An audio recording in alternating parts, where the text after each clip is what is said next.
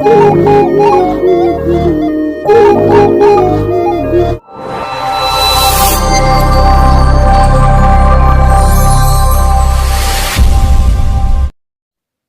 ಕ್ರಿಸ್ತನ ನಾಮದಲ್ಲಿ ಎಲ್ಲ ಸಹೋದರ ಸಹೋದರಿಯರಿಗೂ ನನ್ನ ವಂದನೆಗಳನ್ನು ಅರ್ಪಿಸುತ್ತಾ, ದೇವರು ಕೊಟ್ಟಂತಹ ಮತ್ತೊಂದು ಅವಕಾಶಕ್ಕಾಗಿಯೂ ಈ ಸೇವೆಗಾಗಿಯೂ ದೇವರಿಗೆ ಕೃತಜ್ಞತೆಯನ್ನು ಸಲ್ಲಿಸುತ್ತಾ, ಮತ್ತೊಂದು ಹೊಸ ಸಂಚಿಕೆಗೆ ತಮ್ಮೆಲ್ಲರನ್ನು ಸ್ವಾಗತಿಸುತ್ತಾ, ಚಿಂತನ ಮಂಥನ ಎಂಬ ಕಾರ್ಯಕ್ರಮಕ್ಕೆ ತಮ್ಮೆಲ್ಲರನ್ನು ಸ್ವಾಗತಿಸುತ್ತಾ, ಇವತ್ತಿನ ಸಂದೇಶದ ಚಿಂತನೆಗಾಗಿ ನಾನು ಆರಿಸಿಕೊಂಡಂತಹ ವಾಕ್ಯ ಭಾಗ ಯೆರೆಮೀಯನ ಪ್ರವಾದನೆಯ ಗ್ರಂಥ 1ನೇ ಅಧ್ಯಾಯ, ದೈವವಚನಗಳು 11-12.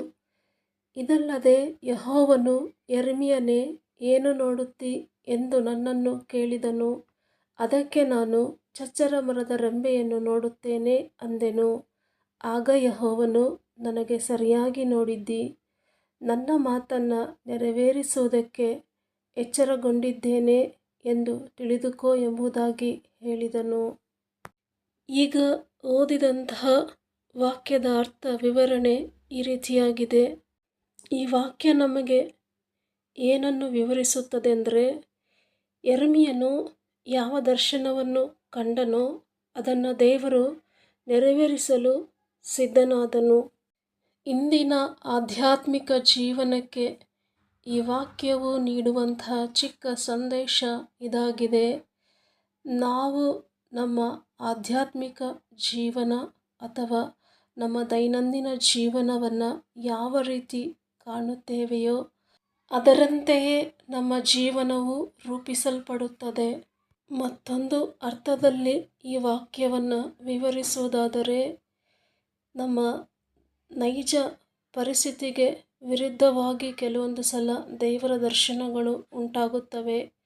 ಆದರೆ ಇಂತಹ ಸಂದರ್ಭದಲ್ಲಿ ನಮ್ಮ ಪರಿಸ್ಥಿತಿಗಳನ್ನು ನಾವು ನೋಡದೆ ದೇವರ ದರ್ಶನವನ್ನು ನಮ್ಮ ಜೀವನಕ್ಕೆ ಅಳವಡಿಸಿಕೊಂಡು ಆ ದರ್ಶನಗಳಲ್ಲಿ ನಂಬಿಕೆ ಇಟ್ಟು ಅದನ್ನೇ ನಮ್ಮ ಭರವಸೆಯನ್ನಾಗಿ ಮಾಡಿಕೊಂಡು ನಮ್ಮ ಆಧ್ಯಾತ್ಮಿಕ ಜೀವನದಲ್ಲಿ ನಾವು ಮುಂದೆ ಸಾಗುವಾಗ ದೇವರು ಸಹ ಆ ದರ್ಶನದಂತೆಯೇ ನಮ್ಮ ಜೀವನವನ್ನು ಸಹ ರೂಪಿಸಲು ಸುಂದರವಾಗಿ ಸಿದ್ಧರಾಗಿರುತ್ತಾರೆ. ಈ ಸ್ಕ್ರೀನ್ ಮೇಲೆ ತಾವೆಲ್ಲರೂ ನೋಡಬಹುದು, ಯೆರೆಮೀಯನು ಕೂತಿದ್ದಾನೆ. ಅಲ್ಲಿ ಒಂದು ರೆಂಬೆಯಲ್ಲಿ ಹೂವು ಎಲೆಗಳು ಬಿಟ್ಟಿದೆ, ಆದರೆ ಸುತ್ತಮುತ್ತ ಒಣಗಿದ ಪರಿಸ್ಥಿತಿ. ಆದರೆ ಯೆರೆಮೀಯನು ಸುತ್ತಮುತ್ತ ಒಣಗಿ ಹೋಗಿರೋ ಪರಿಸ್ಥಿತಿಯನ್ನು ನೋಡ್ತಾ ಇಲ್ಲ, ಚಿಗುರಿರುವಂಥ ಚಚ್ಚರ ಮರದ ರೆಂಬೆಯನ್ನು ನೋಡ್ತಾ ಇದ್ದಾನೆ.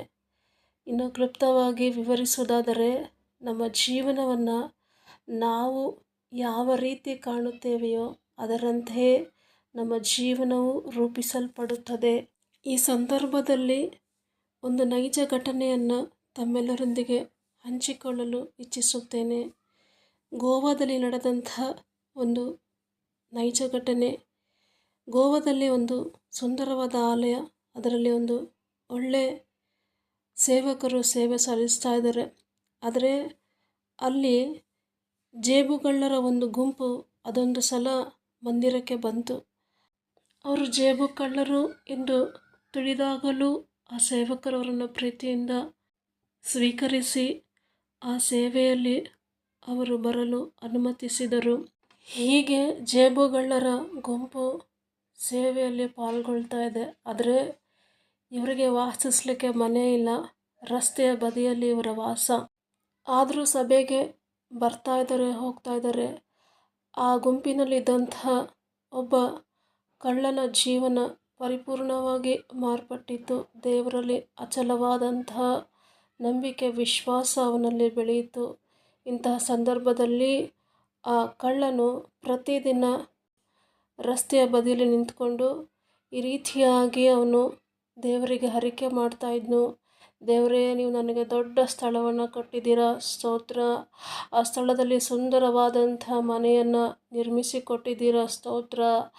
ಅದರೊಳಗೆ ಸುಂದರವಾದಂಥ ಬೇಕಾದಂಥ ಅವಶ್ಯಕವಾದಂಥ ವಸ್ತುಗಳನ್ನು ಕೊಟ್ಟಿದ್ದೀರಾ, ಸ್ತೋತ್ರ ಎಂದು ಪ್ರತಿದಿನವೂ ಹರಕೆ ಮಾಡ್ತಾ ಇದ್ದ. ಅಂದರೆ ಅವನಲ್ಲಿ ಇಲ್ಲದನ್ನು ಇರುವ ಹಾಗೆ ಹರಕೆ ಮಾಡ್ತಾ ಇದ್ನು. ಅವನು ಕಣ್ಣಿಗೆ ಕಾಣದವುಗಳನ್ನು ಕಾಣುವಂತೆ ದೇವರಿಗೆ ಹರಕೆ ಮಾಡಿ ಸ್ತೋತ್ರ ಮಾಡ್ತಿದ್ನು. ಇವನ ನಂಬಿಕೆ ಎಂಥ ನಂಬಿಕೆ ಆಗಿತ್ತಂದರೆ, ಇಬ್ರಿಯರಿಗೆ ಬರೆದ ಪತ್ರಿಕೆ 11ನೇ ವಚನ 1ನೇ ವಾಕ್ಯದಲ್ಲಿ ಉಲ್ಲೇಖಿಸಿದಂತಹ ನಂಬಿಕೆ. ಬನ್ನಿ ಒಂದು ಸಲ ವಾಕ್ಯವನ್ನು ಓದಿಕೊಳ್ಳೋಣ. ನಂಬಿಕೆಯು ನಾವು ನಿರೀಕ್ಷಿಸುವವುಗಳ ವಿಷಯವಾಗಿ ಭರವಸೆದಿಂದಿರುವುದು, ಕಣ್ಣಿಗೆ ಕಾಣದವುಗಳನ್ನು ನಿಜವೆಂದು ತಿಳಿದುಕೊಳ್ಳುವುದೂ ಆಗಿದೆ. ಈ ವ್ಯಕ್ತಿಯ ನಂಬಿಕೆಯನ್ನು ಮೆಚ್ಚಿದಂತಹ ದೇವರು ಇವನು ಹರಕೆ ಮಾಡಿದಂತೆಯೇ ಅವನ ಜೀವನವನ್ನು ಸುಂದರವಾಗಿ ರೂಪಿಸಿ, ಅವನು ಏನೆಲ್ಲ ಬಯಸಿದನೋ ಅದನ್ನೆಲ್ಲವನ್ನು ದೇವರು ಅದರಂತೆ ಅವನಿಗೆ ದಯಪಾಲಿಸಿದರು. ಮತ್ತೊಂದು ಸುಂದರವಾದಂಥ ನೈಜ ಘಟನೆಯನ್ನು ತಮ್ಮೆಲ್ಲರೊಂದಿಗೆ ಹಂಚಿಕೊಳ್ಳಲು ಇಚ್ಛಿಸುತ್ತೇನೆ. ಒಬ್ಬ ಸ್ತ್ರೀಯ ಜೀವನದಲ್ಲಿ ನಡೆದಂಥ ಘಟನೆ ಇದು. ಒಬ್ಬ ಸ್ತ್ರೀ 3 ಪುರುಷರನ್ನು ಒಬ್ಬರಾದ ನಂತರ ಒಬ್ಬರನ್ನು ನಂಬಿ ಪ್ರೀತಿಸಿ ಅವರಿಂದ ಮೋಸ ಹೋಗಿದ್ದಳು. ಮದುವೆಯಾಗುವ ಆಸೆಯನ್ನು ಭರವಸೆಯನ್ನು ನೀಡಿ ಅವಳೊಂದಿಗೆ ಶಾರೀರಿಕ ಸಂಬಂಧವನ್ನು ಹೊಂದಿ ಮೋಸ ಮಾಡಿದರು. ಅಂದರೆ ಶಾರೀರಿಕ ಸುಖವನ್ನು ಪಡೆದು ಅವಳಿಗೆ ಕೊನೆಗೂ ಮೋಸ ಮಾಡಿದರು.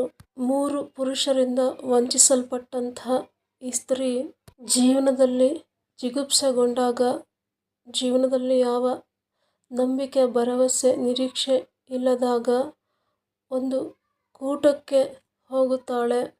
ಅದೊಂದು ಸಲ ಒಂದು ಸಭೆಯಲ್ಲಿ ಕೂಟಗಳು ನಡೀತಾ ಇರುತ್ತೆ. ಆ ಕೂಟದಲ್ಲಿ ಈ ಸ್ತ್ರೀಯೂ ಪಾಲ್ಗೊಳ್ಳುತ್ತಾಳೆ.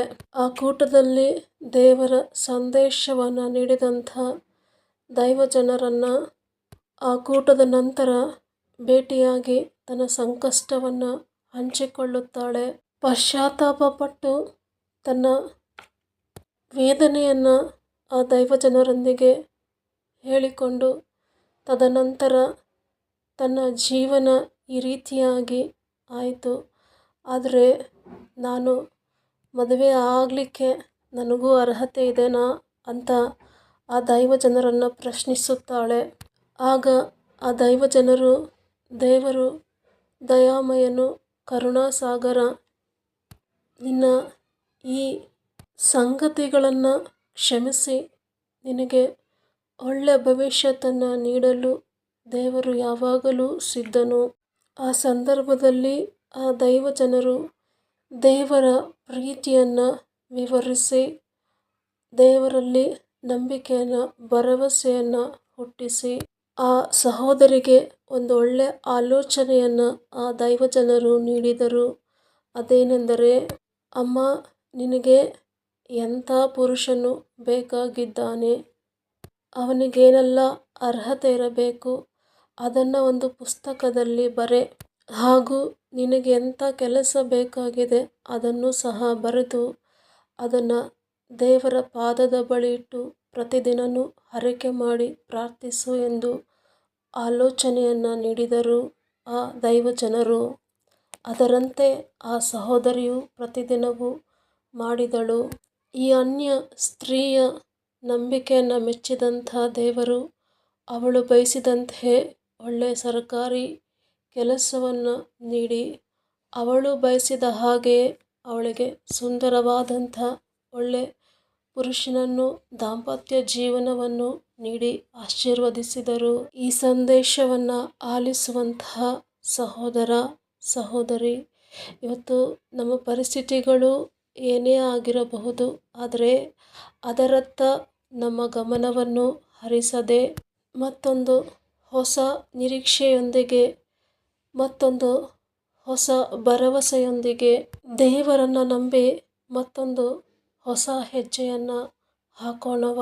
ನಡೆದು ಹೋದಂಥ ಎಲ್ಲ ಹಳೆಯ ಸಂಗತಿಗಳನ್ನು ಮರೆತು ನಡೆಯಬೇಕಾದಂತಹ ಹೊಸ ಸಂಗತಿಗಳಿಗೆ ಗಮನ ಹರಿಸೋಣವ. ಮತ್ತೊಂದು ಹೊಸ ಜೀವನವನ್ನು ದೇವರನ್ನು ನಂಬಿ ನಿರೀಕ್ಷಿಸಿ ಭರವಸೆಯಿಂದ ಮತ್ತೊಂದು ಹೊಸ ಹೆಜ್ಜೆಯನ್ನು ಹಾಕೋಣವ. ಕಣ್ಣಿಗೆ ಕಾಣದಂತಹ ಭವಿಷ್ಯತ್ತನ್ನು ಮತ್ತೊಮ್ಮೆ ರೂಪಿಸೋಣವ. ನಮ್ಮ ಊಹೆಗೂ ನಿಲುಕದಂಥ ನಿರೀಕ್ಷೆಯನ್ನು ಹೊತ್ತು ಸಾಗೋಣವ. ಹಾಗೂ ನಾವು ನಂಬಿ ನಿರೀಕ್ಷಿಸಿದಂಥ ವಿಷಯಗಳನ್ನು ಭರವಸೆಯಿಂದ ದೇವರಿಗೆ ಅರಿಕೆ ಮಾಡೋಣವ. ಮತ್ತೊಮ್ಮೆ ನಮ್ಮ ಜೀವನವನ್ನು ಸುಂದರವಾಗಿ ರೂಪಿಸಲು ದೇವರನ್ನು ಅನುದಿನವೂ ಹುಡುಕೋಣವ.